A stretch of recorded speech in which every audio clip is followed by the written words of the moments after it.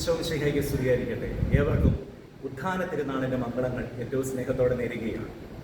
ഈ ഉത്ഥാന തിരുനാൾ, ഉയർപ്പ് തിരുനാൾ നമുക്ക് നൽകുന്ന ഏറ്റവും വലിയ അനുഗ്രഹം എന്നുള്ളത് പ്രതീക്ഷയാണ്, പ്രത്യാശയാണ്. കാരണം ഈ കാലഘട്ടങ്ങളിൽ നമ്മളൊക്കെ ഒരുപാട് അസ്വസ്ഥതകളിലൂടെ കടന്നു പോവുകയാണ്. ഈ അസ്വസ്ഥതകളിലൂടെ കടന്നു പോകുമ്പോൾ അതിനെല്ലാം പരിഹാരം ഒരേ ഒരാൾ, പാപത്തെയും മരണത്തെയും കീഴടക്കി മഹത്വപൂർണമായി ഉത്ഥാനം ചെയ്ത യേശു തമ്പുരാൻ നമ്മുടെ എല്ലാം മധ്യഭാഗത്തും. അവിടെ നമുക്ക് നൽകുന്നത് സമാധാനമാണ്.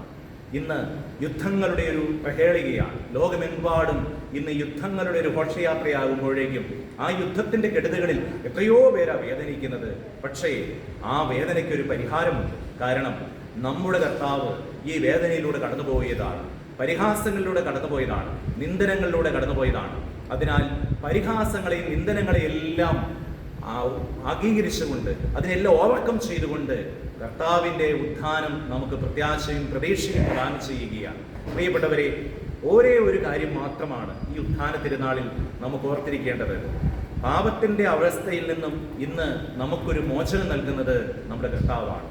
അതോടൊപ്പം തന്നെ അധപതനവും പീഡകളുടെ അനുഭവങ്ങളും ഈ കാലഘട്ടങ്ങളിലുള്ളപ്പോൾ അതിൽ നിന്നെല്ലാം മോചനം നൽകുന്നത് ഉത്ഥാന അനുഭവമാണ്.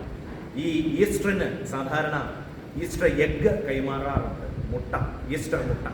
അതിൻ്റെ പിന്നിൽ ഒരു പ്രതീക്ഷയുടെ അനുഭവമുണ്ട്. ഈ മുട്ടയ്ക്കുള്ളിൽ ഒരു ജീവനുണ്ട് എന്നുള്ളതാണ്. പക്ഷേ ആ മുട്ട ജീവനുണ്ടാകണമെങ്കിൽ പിടക്കോഴി 21 ദിവസം അതിന്മേൽ അടയിരിക്കണമെന്നുള്ളതാണ്.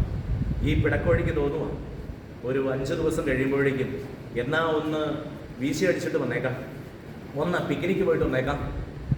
അത് കഴിഞ്ഞിട്ട് 5-8 ദിവസം കഴിഞ്ഞ് വന്ന് ഈ പിടക്കോഴി ഈ ഒരു മുട്ടയുടെ മുകളിൽ ഇരുന്നാൽ അതിന് വല്ല ജീവൻ കിട്ടുമോ? ചീമുട്ടയെത്തി. ഇവിടെ എന്താ ചെയ്യേണ്ടത്? ക്ഷമ എന്ന ആ പുണ്യം നമുക്കുണ്ടായിരിക്കണം. ചില കാലഘട്ടങ്ങളിൽ പെട്ടെന്ന് ചില പൊട്ടിത്തെറിക്കുന്ന അനുഭവമുണ്ട്, ക്ഷമയുടെ അനുഭവം.